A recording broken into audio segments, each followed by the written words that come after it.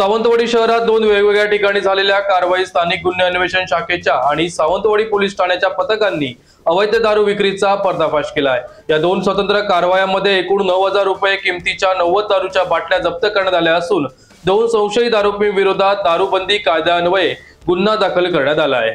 स्थानिक गुन्हे अन्वेषण शाखेचे हवालदार प्रकाश कदम यांच्या पथकाने ही कारवाई करत सिद्धू भीमराव मुलीमणी वय 26 राहणार जिमखाना सावंतवाडी याला ताब्यात घेतले।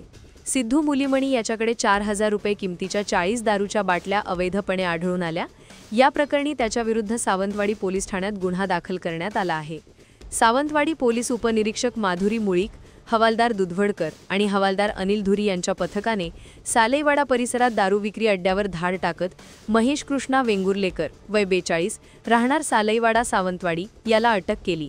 महेश वेंगुर्लेकर याच्या ताब्यातून 8,000 रुपये किमतीच्या 50 दारूच्या बाटल्या मिळून आल्या।